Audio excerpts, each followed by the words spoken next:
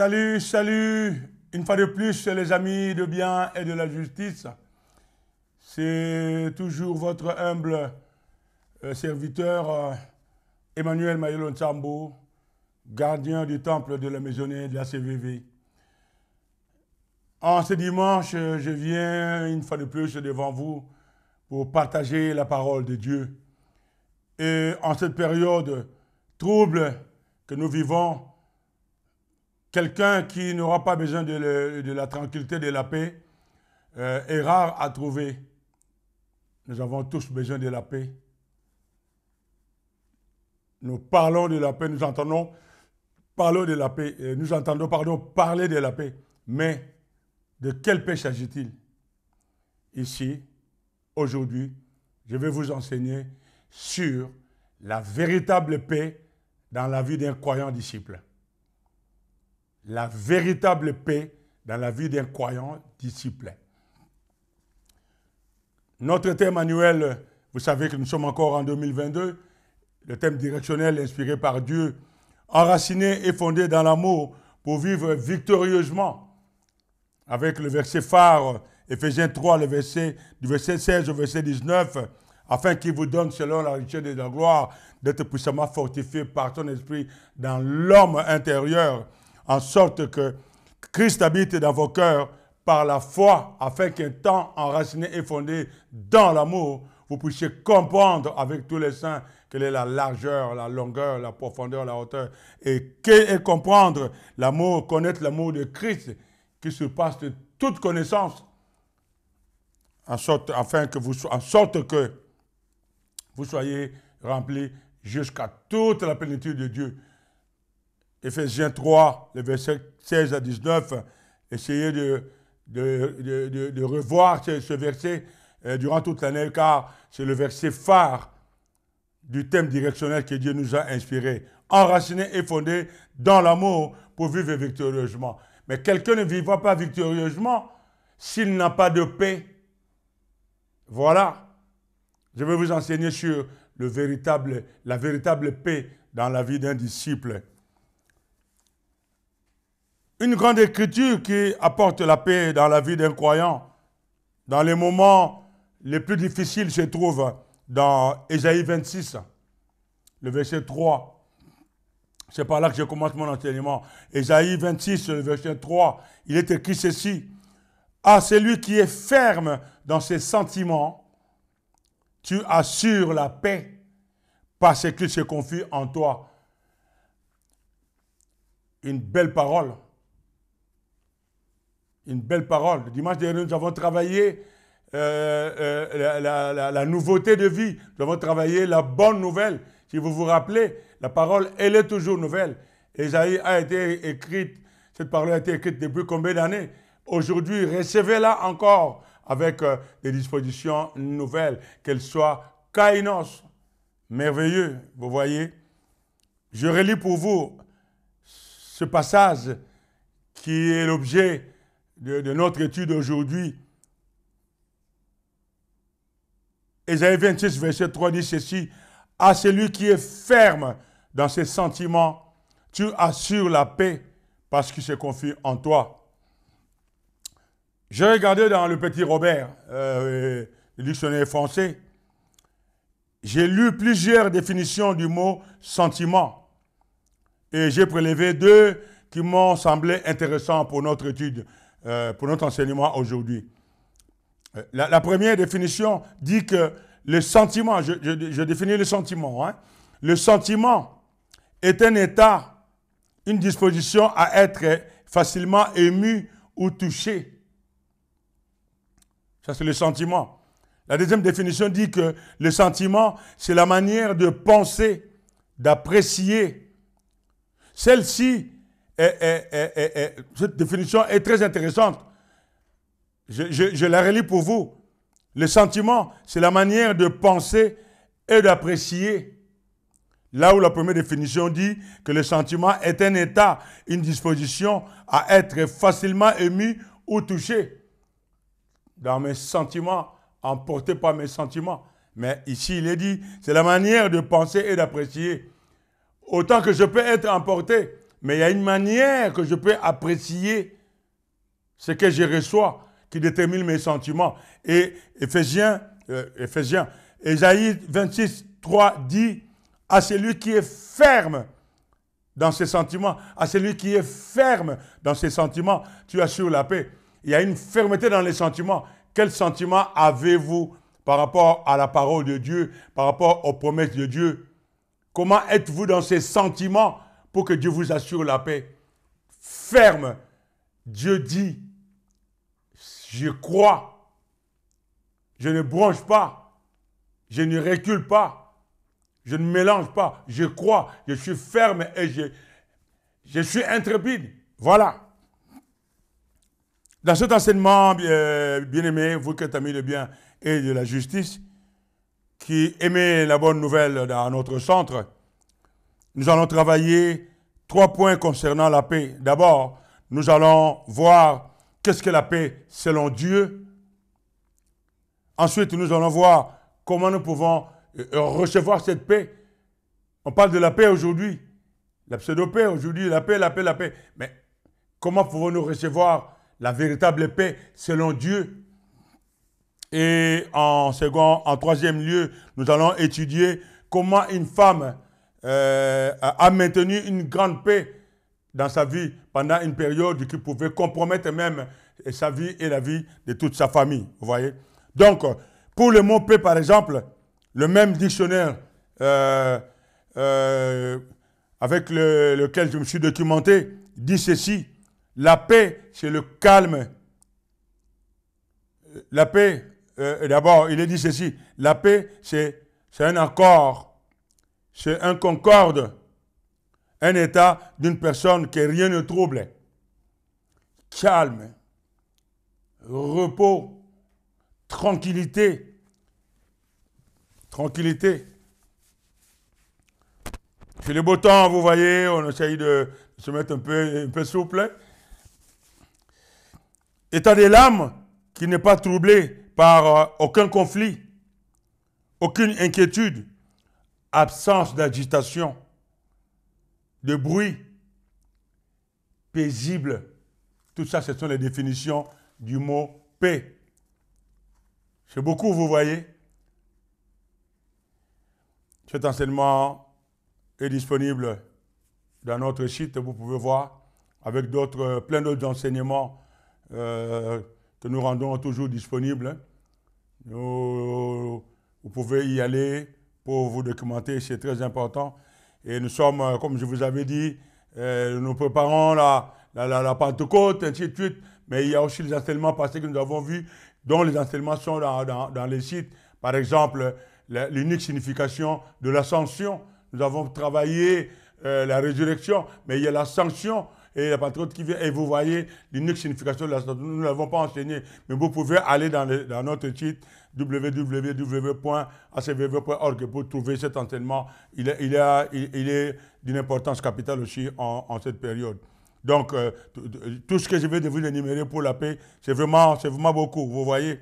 Alors, le mot grec pour paix que nous allons travailler, que nous allons traiter dans cet enseignement, est le mot eiréné. Ne soyez pas surpris souvent quand vous entendez parler du mot grec, hébreu, ainsi de suite, parce que la parole a été traduite par plusieurs traducteurs. Certaines traductions ne correspondent pas ou ne corroborent pas avec la vraie traduction, avec la vérité de la parole traduite. C'est pourquoi nous revenons, nous l'avons appris d'un grand homme dans la recherche de la parole, le docteur Victor Paul qui nous a enseigné comment étudier la parole. Je n'arrêterai pas de parler de lui.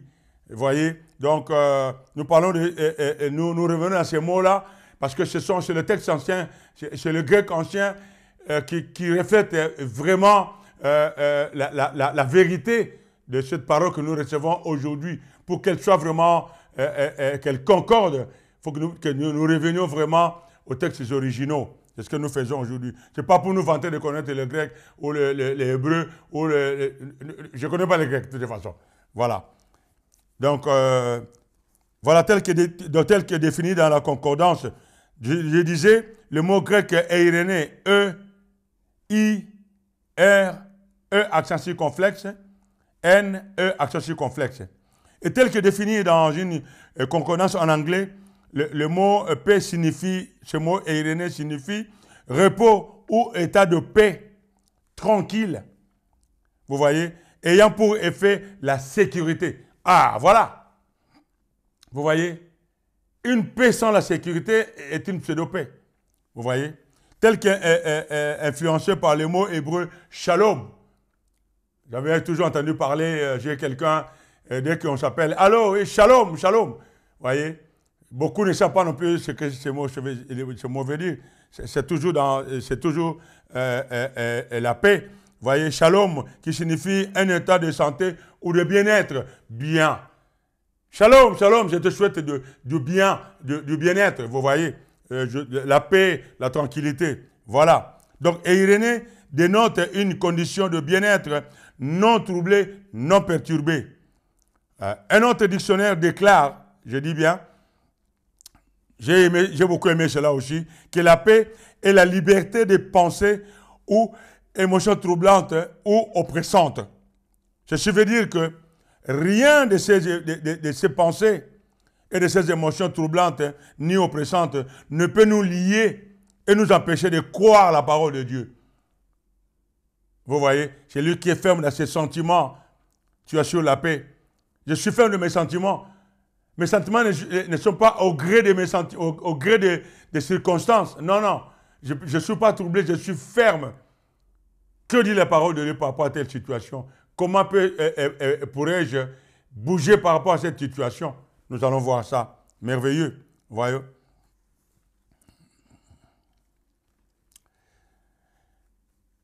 Alors, je disais, ceci veut dire que rien de ces pensées ou émotions troublantes ni oppressantes ne peut nous lier et nous empêcher de croire la parole de Dieu. Vous voyez? Cette parole de Dieu qui nous assure la paix. Je suis ce que la parole de Dieu dit que je suis. J'ai ce que la parole de Dieu dit que j'ai. Peu importe mes émotions, peu importe la pression de ce monde, j'ai ce que la parole de Dieu dit. Et quand Dieu dit que j'ai la paix au nom de Jésus-Christ, j'ai la paix, j'y crois. Aucun sentiment ne peut troubler cela. Point. Nous savourons un état de bien-être non troublé au degré auquel nous sommes fermes dans nos sentiments parce que nous nous confions en Dieu et en nos pensées en unité, en concordance avec les pensées de Dieu.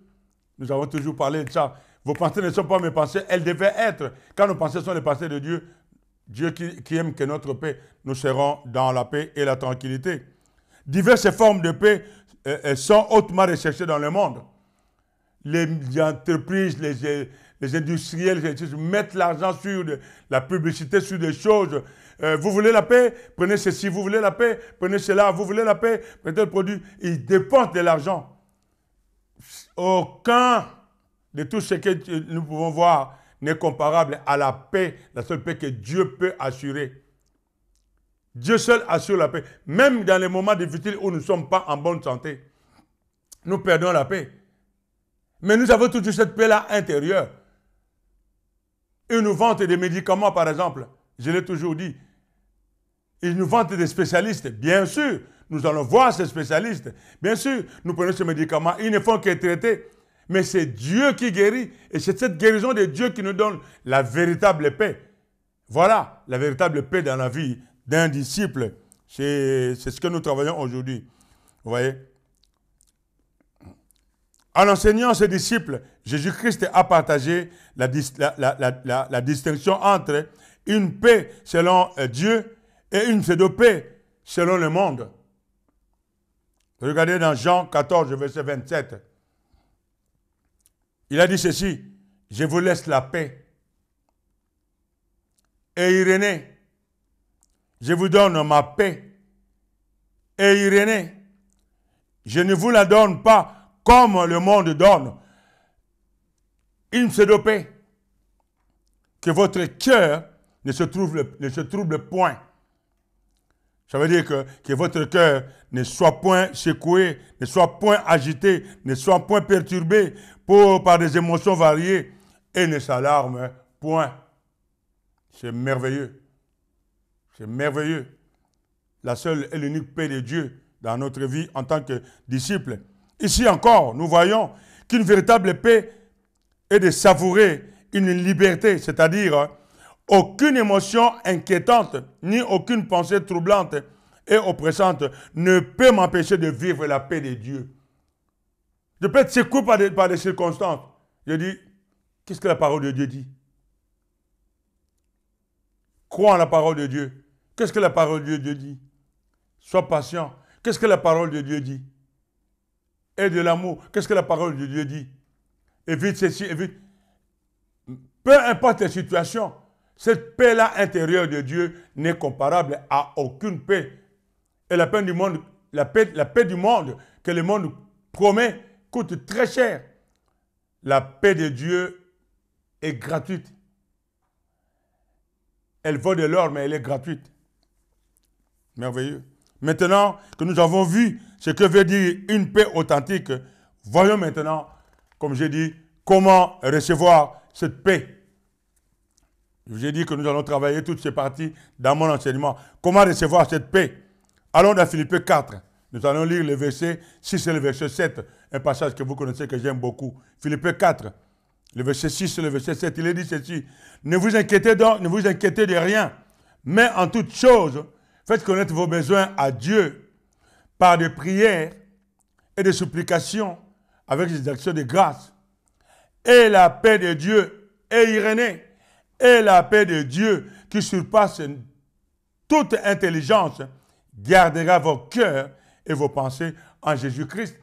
Vous voyez, c'est merveilleux. J'aime beaucoup ce passage de Philippiens 4, verset 6 et 7. Et la paix de Dieu qui surpasse toute intelligence gardera vos cœurs et vos pensées en Jésus-Christ. Il est dit, celui qui est ferme dans ses sentiments, j'assure, tu assures, il assure la paix.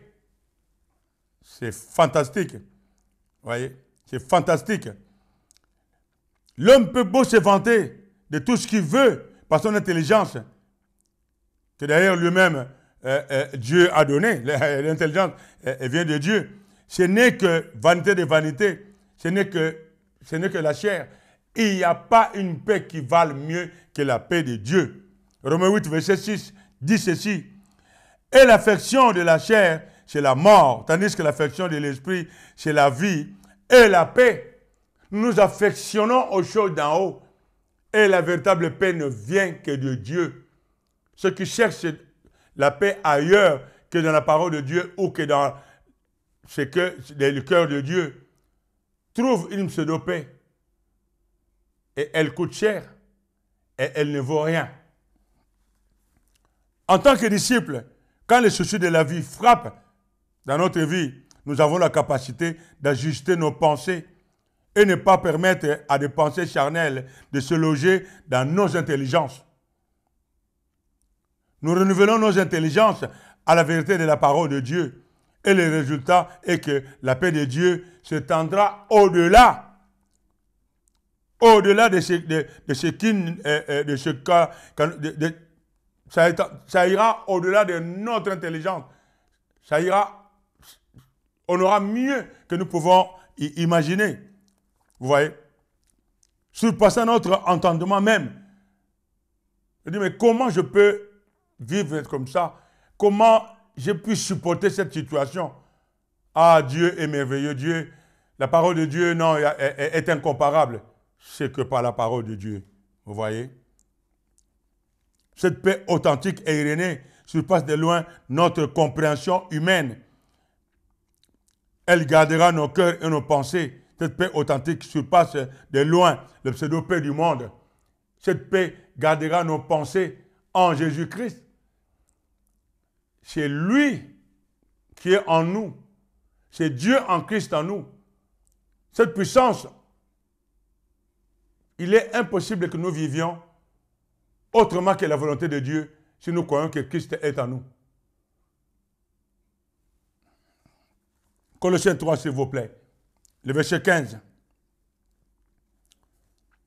Et la paix de Christ à laquelle vous avez été appelés pour former un seul corps règne dans vos cœurs et soyez reconnaissants. Toujours cette paix est Irénée. Nous devons laisser la paix de Christ régner. Que la paix de Christ à laquelle vous avez été appelés pour former un seul corps règne. Le mot régner ici a de l'importance. Vous connaissez cette parole, mais je vais vous l'enseigner différemment. Cette paix régner. Le mot régner ici, le mot grec traduit pour régner est un terme athlétique qui signifie arbitrer. C'est un terme athlétique. Le mot régner règne dans vos cœurs. Le mot régner ici, c'est un terme athlétique qui signifie arbitrer. C'est comme un arbitre dans certains sports. Par exemple, qui ont la décision et le dernier mot dans certaines situations. Vous voyez, dans la compétition. Ah, c'est fantastique. Ouais. Quand nous travaillons à travers les situations avec une attitude mentale de prendre la bonne décision, la paix fonctionne comme un arbitre. La paix règne. Le mot régner ici, la paix est comme un arbitre. La paix nous guide. Comme un arbitre est toujours là pour surveiller, au moins des mouvements, il régule la compétition. Vous voyez? C'est cette paix-là dont nous avons besoin, qui doit régner dans notre vie comme un arbitre. Voyez? Nous déterminons premièrement ce que la parole de Dieu, qui est notre règlement, relate au sujet de la situation. Ensuite, nous cherchons les conseils si nécessaire. Pesant tous les facteurs impliqués. La paix est irénée, la tranquillité que rien ne peut troubler. Les paramètres sont revus. Je suis dans quelle situation? Comment je dois bouger? Attention à ceci, parce que ça peut faire le contraire, ça peut donner un mauvais résultat. Un exemple. Lors de la Coupe du Monde de 80, je ne sais pas quelle année, où la France avait perdu contre l'Italie, rappelez-vous le grand champion Zidane avait foutu un coup de tête sur un Italien. Si la paix avait régné dans son cœur comme un arbitre, il n'aurait pas foutu cette tête sur cet Italien. Il avait la clé du match. Et la France avait le match. Et c'était l'homme. Mais il était agité. Il n'avait pas la paix. La pression du match. Ça peut arriver. Mais laissez la paix régner dans votre intelligence pour contrôler vos émotions. Pour savoir que là, j'entends des injures. Non, non, ça ne me regarde pas. Moi, je vois la coupe. Ce n'est qu'un exemple, vous voyez. C'est ça. Colossiens 3, verset 15. Et que la paix de Christ à laquelle vous avez été appelés pour former un seul cœur règne dans vos cœurs. Contrôlez. Sinon, vous prenez de mauvaises décisions, vous perdez la coupe. Ah, c'est bien. Un autre moyen de laisser la paix de Christ régner dans nos cœurs est d'opérer abondamment les dons du Saint-Esprit dans nos vies. La paix est irénée. Et le troisième fruit de l'Esprit, l'amour, la joie, la paix. C'est le troisième fruit de l'Esprit dans Galates 5, le verset 22, pardon. Je vais pas. Le nombre 3 dénote ce qui est solide, réel et complet. Vous voyez? La paix, troisième fruit de l'Esprit, c'est complet. Vous voyez? Comme nous manifestons le merveilleux don de Dieu, nous jouissons de la magnifique vérité du fruit de l'Esprit qui est produit et nos vies deviennent encore plus solides, complètes et entières. Cette paix que rien ne peut troubler, que nous pouvons contrôler. Nous contrôlons toutes nos actions. La véritable paix dans la vie d'un disciple. Les moments sont difficiles. Nous vivons des moments très très compliqués. Ne passez pas votre temps à aller chercher la paix ailleurs. D'abord dans votre cœur, à vous-même. La paix, en tant que disciple, vient dans votre cœur. Vous-même d'abord. Si vous n'avez pas cette paix dans votre cœur, même vous allez à l'église, même vous allez trouver le psychiatre, le psychologue, vous n'aurez pas cette paix. Vous-même, ayez cette paix en vous. Pour que vous ayez cette paix en vous, vous devez être la parole. Vous devez recevoir cette parole dans des dispositions mentales, la bonne nouvelle. Qu'elle soit toujours néos, afin qu'elle tombe toujours dans un emplacement kainos. Vous aurez la paix. Ça, c'est sûr et certain. Hormis les années que nous avons toujours cherché à être là où nous avons la parole, beaucoup de gens quittent les églises, quittent les congrégations, les communautés. Ça n'a pas d'importance. Je l'ai toujours dit. Nous voulons toujours que notre église soit la meilleure. C'est vrai. Elle doit être la meilleure. Mais ce n'est pas parce que quelqu'un n'est pas dans notre église que là où il n'est pas bon. Aucune église dans le monde, aucune confession religieuse ne détient le monopole de la vérité. Aucune. Ayez de l'amour les uns les autres. Considérez d'abord la parole. Considérez d'abord l'amour de celui qui est en face de vous pour vivre victorieusement. Le reste n'est que spéculation. Soyez bien dans votre vie. Même pas chrétien, soyez d'abord bien. Ayez cette paix-là. Quand vous avez cette paix-là que Dieu donne, vous serez en bonne relation avec tout le monde. Les gens diront, il est toujours bien. Et quand vous le voyez, il vous apporte toujours un sentiment de bien, de sécurité, de joie. C'est ça la paix. Arrêtons de penser que nous sommes les meilleurs. Nous sommes les meilleurs enseignants. Nous avons les meilleurs... L'amour de Dieu dans l'intelligence renouvelée en manifestation. Combien importante est la paix dans la vie? Dieu a placé la paix comme ingrédient principal dans la situation d'ouverture de chaque épître. Et les épîtres dans l'Église, vous verrez dans presque, il y a la paix, la paix, la paix, la paix, la paix. Je ne vais pas les énumérer, je ne vais pas passer le temps aujourd'hui. Cet enseignement est disponible dans notre site. Vous pouvez, en même temps que vous suivez, vous pouvez le lire. Si vous allez par exemple dans Romains 2, verset 10, il est dit « Gloire, honneur et paix et irénée pour quiconque fait le bien, pour les Juifs, les Judéens en premier, et premièrement, puis pour les Grecs et les païens. La paix pour tout le monde. » Romains 15, verset 13. « Que Dieu de l'espérance vous remplisse de toute joie et de toute paix. » Je continue, si vous voulez. Romains 14, verset 19, il est dit encore, « Ainsi donc, recherchez ce qui contribue à la paix. » 2 Corinthiens 13, verset 11, il est dit ceci, « Au reste, frères, soyez dans la joie, perfectionnez-vous, ayez un même sentiment, vivez en paix. » Ce mot-là, paix, ce n'est pas une pseudo-paix. La vraie paix dans la vie d'un disciple doit se transmettre, doit se traduire, doit être vécue. Les gens autour de vous vont courir vers vous. Pour dire que quand je suis... Vous savez, il y a des gens, quand vous êtes avec lui, vous vous sentez bien. Il y a des gens, quand vous êtes avec lui, vous vous sentez bien. Il y a des gens, il y a des témoignages. Tu sais, chaque fois que nous sommes ensemble, je me sens bien avec toi. J'ai dit, ah bon? Je lui demande, mais qu'est-ce que je t'apporte? Il me dit, rien de spécial, mais en tout cas, je suis bien. Je communique bien. Tu me mets rarement en colère. Tu communiques rarement des négativités. J'ai dit, moi? Il dit, oui. J'ai dit, alléluia. On ne fait peut-être pas attention, vous voyez. Je ne suis pas le seul. Les coins devaient être comme ça.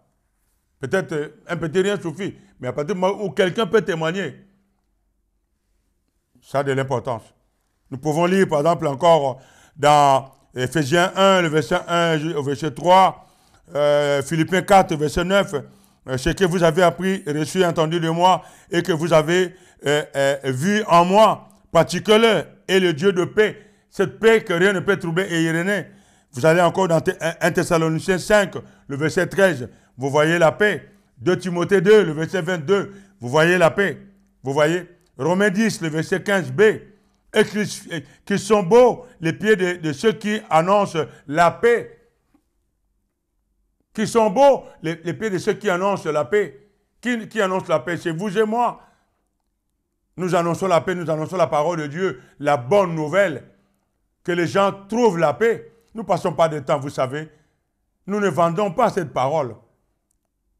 Nous ne perdons pas de temps pour que cette parole soit dans vos maisons, dans vos téléphones, partout où vous allez. Nous voulons vous amener la paix, la véritable paix dans votre vie. Saisissez-la. Dans des prédispositions mentales, kainos. C'est merveilleux. Vous voyez? Tout ce que Dieu fournit pour nous est le meilleur. Notre Père nous a pleinement équipés pour surmonter des pressions invivables dans la vie parfois. Ceci est mis en évidence par les vérités avec lesquelles Christ a préparé ses disciples en sorte qu'ils puissent surmonter les épreuves imminentes. Il savait qu'ils auront des pressions. Il les a préparés pour dire que croyez en moi. Je vous donne ma paix, je vous laisse ma paix. Il a dit, vous voyez, je vous ai dit ces choses afin que vous ayez la paix et Irénée en moi. Vous aurez des tribulations dans le monde, mais prenez courage, j'ai vaincu le monde. La vie n'est pas facile, j'arrête pas de le dire. Ce n'est pas la paix du monde. En tant que croyant, c'est la paix de Dieu en Christ. Mais pour que cette paix soit opérationnelle, vous devez être proche de Dieu. Vous devez être proche de Christ. Vous devez revêtir Jésus-Christ. Vous devez revêtir l'image de Jésus-Christ. Quelle est la meilleure image de Jésus-Christ? C'est l'amour, la compassion. Il avait l'amour et la compassion. Chaque fois qu'il faisait quoi que ce soit pour les gens, c'était d'abord la compassion. Ne revendiquez pas la paix de Dieu en tant que croyant chrétien, soi-disant, si vous n'êtes pas proche de Jésus-Christ, si vous n'avez pas l'amour, si vous n'avez pas cette passion des autres, cette compassion des autres, ça ne sert à rien. Ne regardez pas le monde tel qu'il est aujourd'hui. Pratiquez ne fût-ce qu'un seul commandement. Portez ne fût-ce qu'un seul fruit. Ne fût-ce qu'un seul, vous ne le regretterez pas. Commencez par le meilleur, l'amour, autour de vous. Le monde sera illuminé. La véritable paix dans la vie d'un disciple. Notre compétition est spirituelle. L'adversaire, dont les objectifs sont de dérober, égorger et détruire, s'efforce de dérober notre paix. Il cherche à dérober notre paix. Quand il nous met agités, quand il usurpe notre paix, il nous pousse à faire n'importe quoi. Je vous ai cité Zidane, un grand champion pour qui j'ai de la considération. Il a laissé sa marque. Mais il nous a aussi laissé de mauvais souvenirs pour savoir que si vous perdez la paix, tout est possible. Vous voyez? Et le monde vous donne cette pseudo-paix.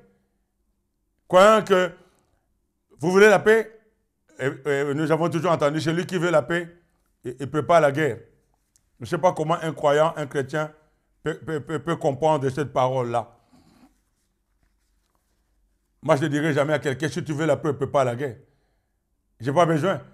Parce que je suis déjà dans la vie, dans la compétition. La vie déjà elle-même est une compétition, pour ne pas dire est une guerre. Est un combat. Est une compétition où l'autre n'attend que ça pour nous bastonner. Mais avec la paix de Dieu et Irénée, calme. Nous ne comptons pas sur autre chose que la paix de Dieu, vous voyez. Même quand l'adversaire essaie de mettre le désordre et l'instabilité dans nos vies, laissons régner la tranquillité et la quiétude de Dieu dans nos vies. À l'instar des disciples du Seigneur, dans la 3e section du livre des Actes.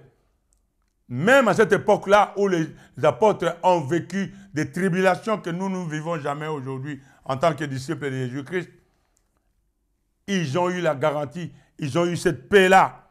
Regardez dans Acte 9, le verset 31. Acte 9, verset 31.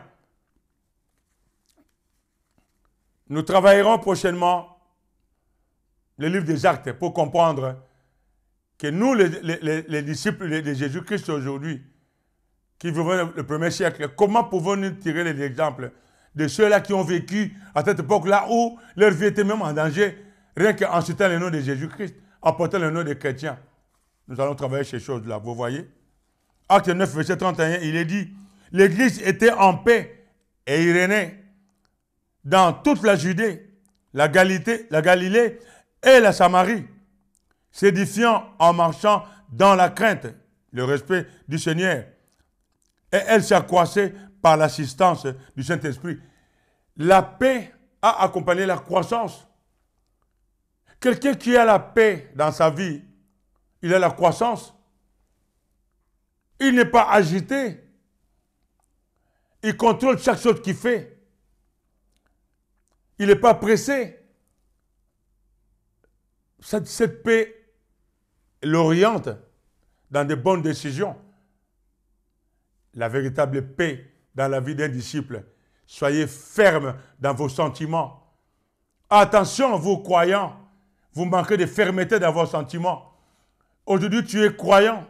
Demain, tu es autre chose. Devant les gens, tu fais semblant que tu es croyant. Tu es modèle. Mais dans ta vie, tu vis autre chose. Non.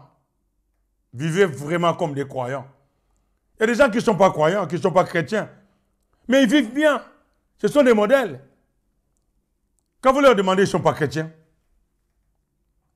Ils ne sont même pas chrétiens. Mais ils sont des modèles. Vous croyez que parce qu'ils ne sont pas chrétiens, que Dieu ne leur donne pas la paix?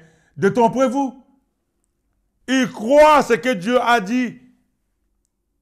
Ils plantent autant que vous sur la bonne terre. Ça pousse, chrétien ou pas. Attention. On s'est mis une balle dans la tête en croyant qu'il y a que les chrétiens foutaises. Attention. Ce privilège-là, c'est vous et moi qui connaissons. Dieu seul sait. Mais dans la vie, attention. Soyez bons. Soyez bien. Vous qui êtes particulièrement chrétiens, je m'adresse à vous. Si les autres qui ne sont pas chrétiens dans le monde sont des modèles, des exemples, comment vous qui êtes chrétiens, les grandes nations qui ne sont pas des nations chrétiennes, prospèrent aujourd'hui? Pourquoi vous, les nations chrétiennes, ne prospérez pas? Vous ne posez pas la question? Si Dieu faisait exception, pourquoi ces nations qui ne sont pas chrétiennes réussissent? Vous croyez que le pain qu'ils mangent, c'est du plastique? C'est du vrai pain, mon gars. La viande qu'ils mangent, vous croyez que c'est la viande en chiffon? C'est de la bonne viande, mon gars.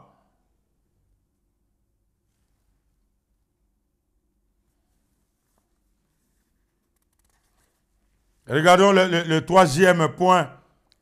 Un exemple d'une femme qui a maintenu une grande paix au milieu d'une période très trouble de sa vie. Les moments sont difficiles aujourd'hui. Ne soyez pas trapaliades, vous voyez comme on dit en portugais. Ne soyez pas agités. Comme Larry dirait tout le temps. Be quiet, calme. Hébreux 11, verset 31. C'est par la foi, la croyance, que Rahab, la prostituée, l'aubergiste, ne périt pas avec les rebelles parce qu'elle avait reçu les espions avec bienveillance, avec calme et paix et irénée. Et le récit ici, c'est quoi? Le livre de Josué relate les détails concernant Rahab. Il a maintenu une grande paix au milieu d'une période tumultueuse où les enfants d'Israël devaient prendre possession de leur terre qui a été occupée par les incrédules. Les enfants d'Israël étaient partis, vous savez, à cause du temps.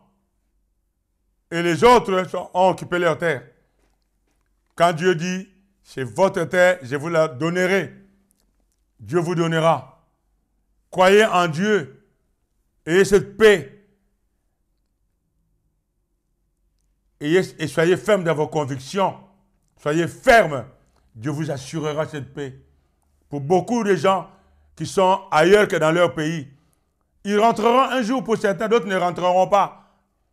La parole de Dieu dit, tout tel que tu fouleras des plans de tes pieds, je te la donne. Si vous êtes chez vous, dans votre pays, alléluia, vous êtes ailleurs, que vous avez foulé, Dieu vous a donné, vous vivez. Le monde, il est comme ça, le monde n'appartient à personne. Le monde appartient à personne. La plupart des grandes nations sont remplies par les gens qui sont venus d'ailleurs. Et c'est parti depuis longtemps, ce n'est pas aujourd'hui. Et cette femme-là, le récit, vous pouvez lire ça dans Josué 2. Cette femme a appris comme les autres que les enfants d'Israël avaient fait de grandes choses, des miracles. Ils ont combattu les grandes nations, ils ont bastonné les grandes nations et qu'ils étaient en train de venir pour récupérer leur pays. Il a dit, ah là là, avec leur Dieu là, nous sommes mal partis. Ils étaient agités, Mais Dieu a donné la paix à cette femme. Il a dit, moi je crois au Dieu de ces gens-là. En croyant à la puissance de ces dieux-là, Dieu lui a donné cette paix irénée que rien ne peut troubler. Et elle a pris de bonnes décisions. Vous savez quelle décision? Je ne vais pas m'attarder là-dessus. Elle a reçu les espions que Josué a envoyés. Regardez ce que cette femme a dit, hein, pour mieux comprendre. Dans Josué 2, le verset 11, jusqu'au verset 20, du verset 11 au verset 24. Mais je lis une partie. Regardez, il a dit, nous l'avons appris et nous avons perdu courage. Et tous nos esprits sont abattus à votre aspect, car c'est l'Éternel, votre Dieu, qui est Dieu en haut, dans les cieux, et en bas, sur la terre. Donc, il a vanté l'Éternel Dieu parce qu'ils ont entendu les victoires sur victoires des enfants d'Israël.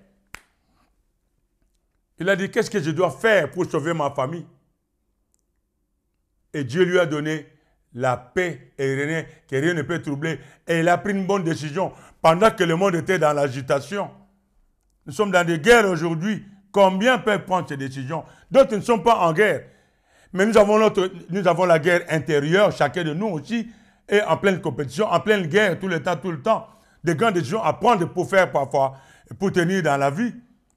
Je suis là aujourd'hui, demain, j'ai un grand défi. Je ne sais même pas quoi faire.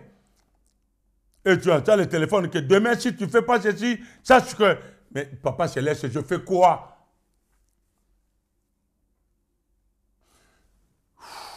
Soyez ferme dans vos sentiments. Dieu dit la parole de Dieu que vous avez. Dieu dit la parole de Dieu que vous pouvez. Soyez ferme. Dieu vous assure la paix.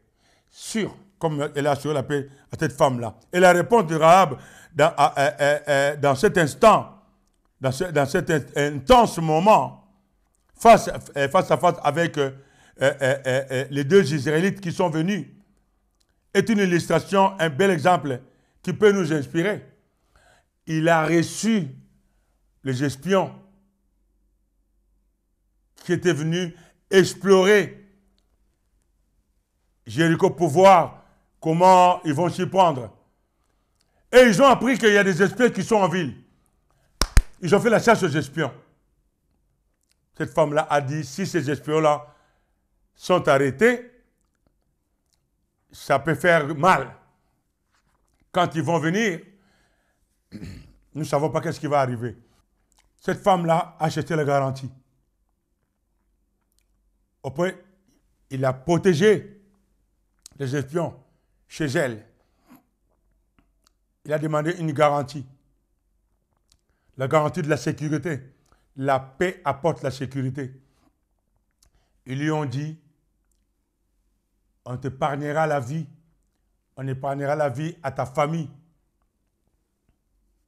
Sois calme. Cette femme-là a été ferme dans sa conviction, dans cette paix qu'elle a reçue. Elle a dit, je ne montrerai pas où se trouvent les enfants d'Israël. Ils ont cherché partout. Hop, il est passé ici. Madame, non, moi je ne les ai pas vus. Je ne les ai pas vus. Et à la fin, il les a descendus par une corde, par la fenêtre, et ils sont partis. La fin de l'histoire, vous la connaissez, quand les enfants d'Israël ont secoué par le chant, la trompette, les murs de Jéricho sont tombés. Combien d'entre nous ne pouvons pas nous faire tomber les murs de nos défis par la parole, par la croyance, quand nous avons la paix, quand nous sommes fermes dans ce que Dieu dit que nous avons, que nous pouvons. Nous sommes souvent faibles. Nous sommes souvent pressés. Nous ne croyons pas trop à la parole de Dieu. La vieille nature, je vous ai enseigné la semaine passée, les dimanches passés, je vous ai enseigné sur la vieille nature. Christ nous a ressuscités, mais nous gardons toute cette pollution. Nous ne croyons pas assez. Nous perdons la paix à tout moment. Nous cherchons la pseudo-paix du monde. Nous sentons mauvais. Cette paix-là nous met dans l'agitation, atrapaliade. En fin de compte, regardez la vie que nous menons. Pas tous, bien sûr. Vous, comme tel vous êtes là, je sais que vous menez une belle vie. Un enfant de Dieu, avec la paix de Dieu, et que rien ne peut troubler.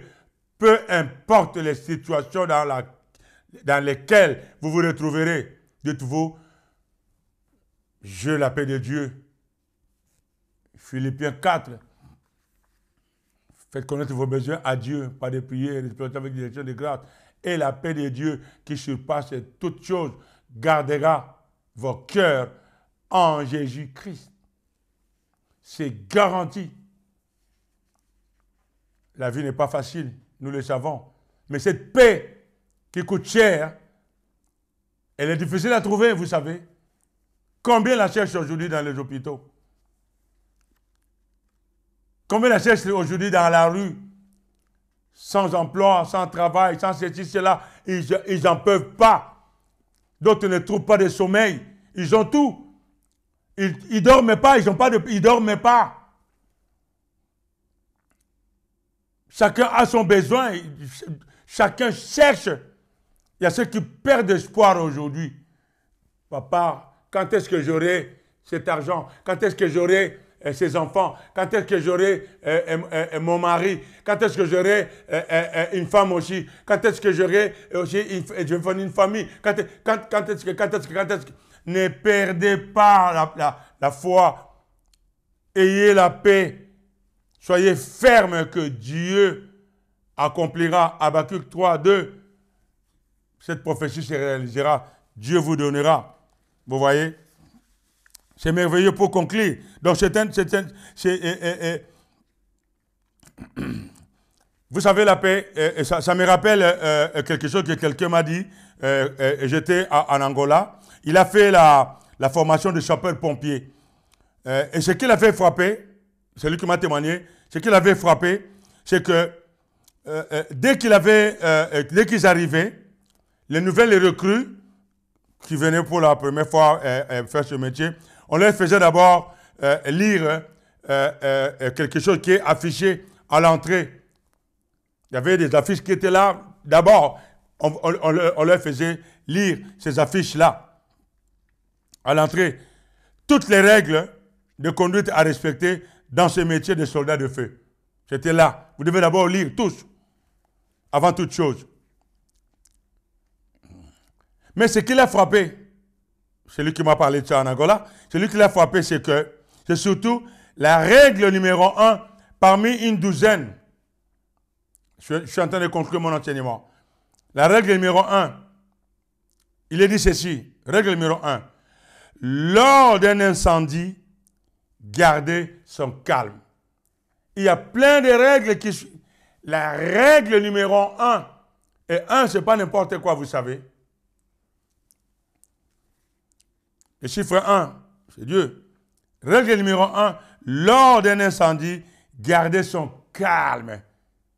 Gardez son calme. La paix du cœur. Et il a demandé à l'instructeur pourquoi c'était la règle numéro 1 alors que l'on était en face du feu, où il fallait sauver des vies. Pourquoi il fallait être calme. Vous voyez la nuance? Il lui répondit, l'instructeur, que dans chaque situation de la vie, si on perd le calme, si on perd la paix du cœur, on perd le contrôle et on ne peut plus rien faire de bon. Si vous perdez la paix irénée dans toute situation de votre vie, vous perdez.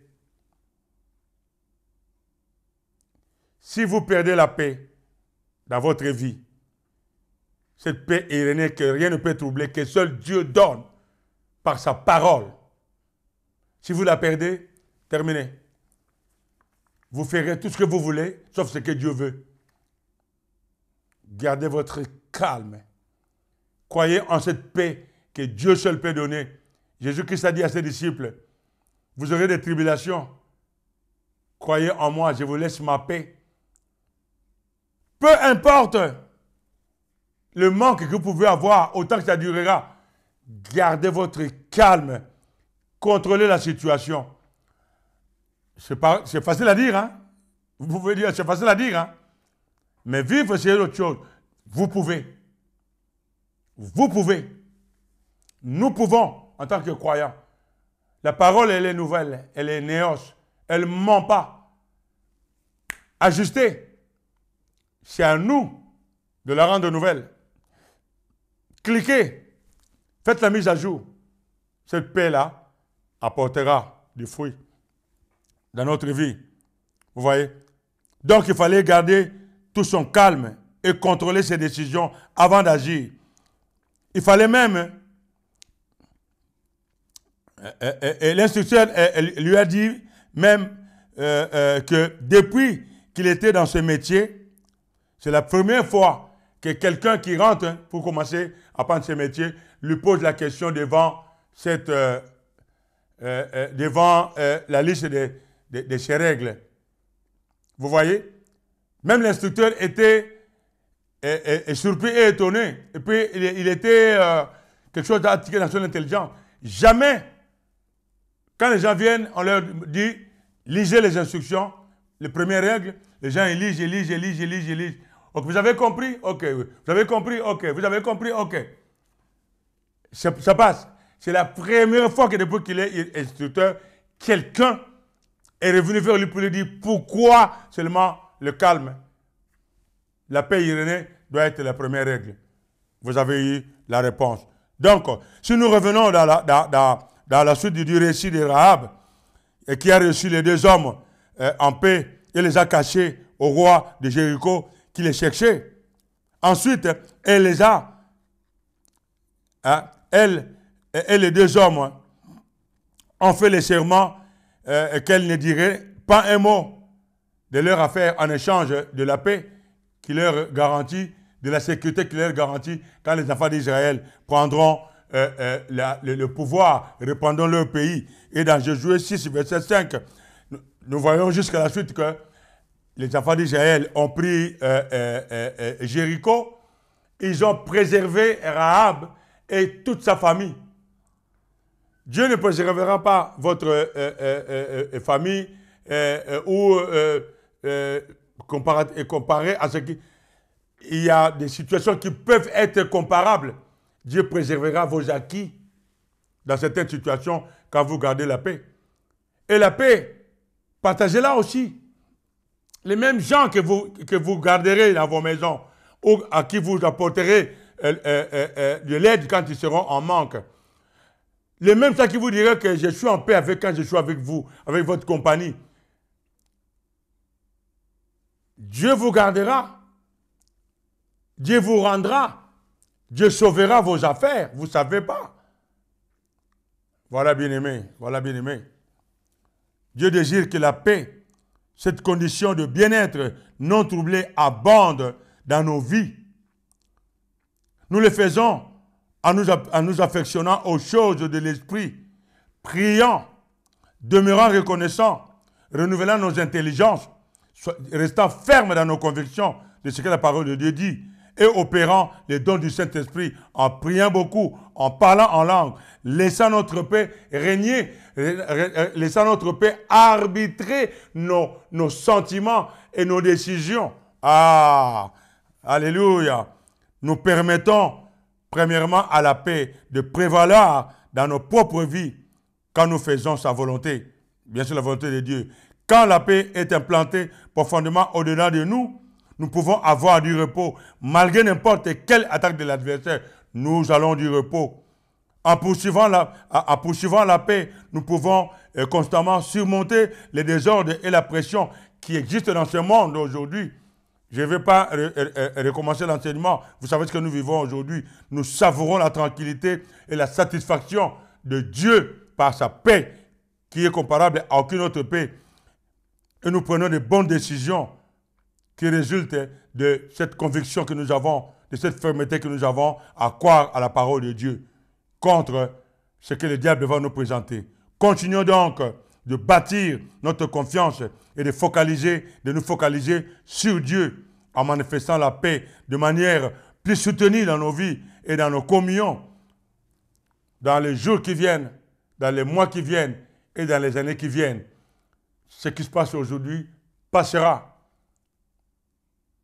Les guerres passeront, les maladies passeront.